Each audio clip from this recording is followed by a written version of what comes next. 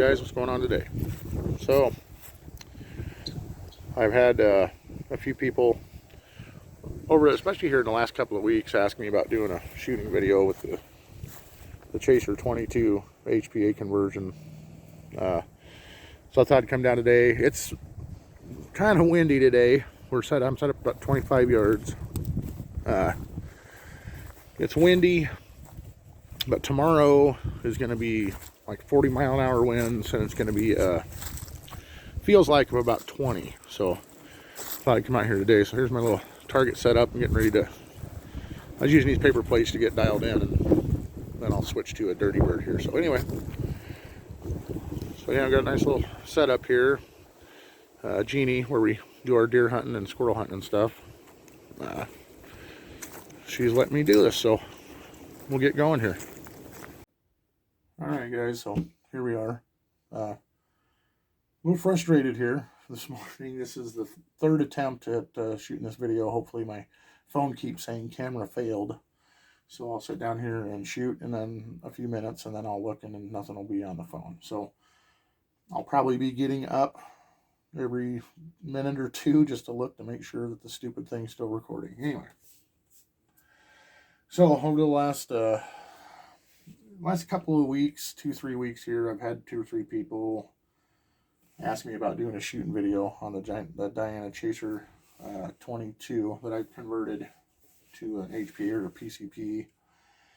If you're interested in seeing how I accomplished that with this gun, I do have a video that's like an hour long. So, but I haven't watched it in a long time, but I think I was pretty detailed on what I did to get it to this point. So if you're wanting to see that, you can just go back through my videos like 6-8 months ago, something. I don't know how long ago it was. But anyway, at that point, I hadn't made any modifications to the valve or transfer port, barrel, breech, any of that stuff. So, so I did what I said I wasn't going to do in that video, which was open things up to get a little better performance out of it.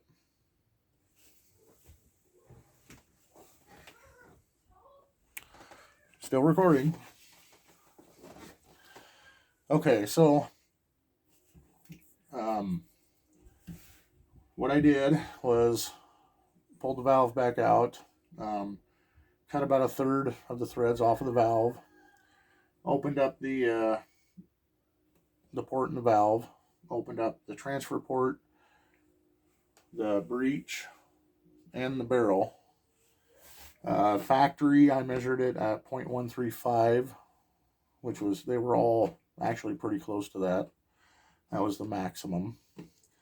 And I opened everything up to 0.166, which if you've ever pulled one of these barrels out, you know, you can change these. And there's 3 O-rings on the end of this barrel where it goes into the breech.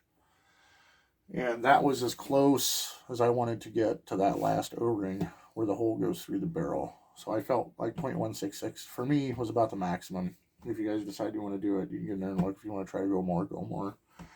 That was good enough for me. So I did make those changes, and I've shot it quite a bit since then. And it does, you know, it really turned the power up on it for sure.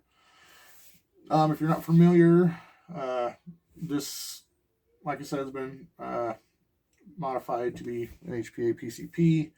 This is a 4,500 PSI bottle, and it's regulated to 1,500 PSI. So we're pushing 1,500 PSI through the gun. Like I say, it really did make a big difference. So, all right, guys. Well, I guess I'm gonna have to make this snappy because my phone keeps crapping out on me here. So, I got it pretty recently, and my S7 was a lot simpler. I don't know. If it keeps doing this, I'm gonna be going back to Verizon. Anyway, enough of me griping about my phone. I'm sure you guys can sense my frustration here. Crosman 14.3 hollow points. We got a little under 3/4 inch, 0.73 at 25 yards with about 1.25 foot-pounds of energy. So not bad at all. The SIG 16.6 daggers, we got a 0.86, so between 3/4 and an inch. 22.37 foot-pounds of energy.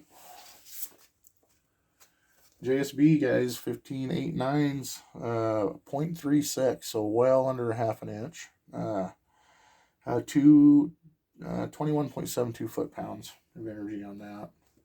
And then here's the Crosman 19 Ultra Heavies, guys. Although it's just edged out the 16.6 SIGs as far as foot-pound energy. It's 2.59, but we got a 1.10 group on it. I shot 2 groups of this because I thought maybe it was a fluke deal, and I forgot to press record on the first group anyway. So, but it ended up being about the same grouping. So 1.10 for the grouping on that. Now, when I got done with all that, I didn't break the JSBs back out. This was the last group I shot, so I just shot on this target, guys, and this is 10 shots through that hole right there. So it did pretty good. So, I think I pretty well explained what I did to beef this thing up a little bit. And like I said, it's not shooting as hot as it did when I first put it together. It settled down some, and that's fine with me. So let's go to the video out in the field of shooting targets.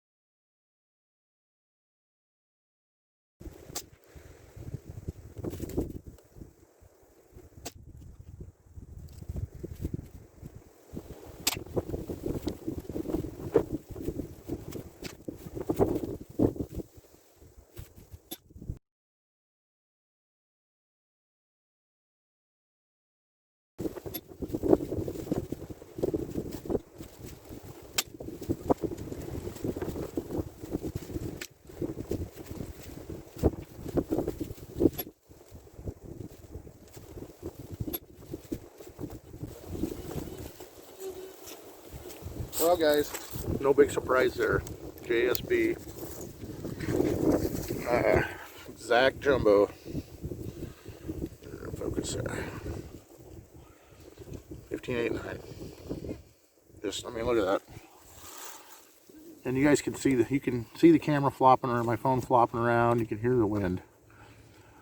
I mean, they're just great pellets. Okay, we're gonna move on to. I have some Crosman 19 grain ultra heavies, so we'll move on to those and see how they do.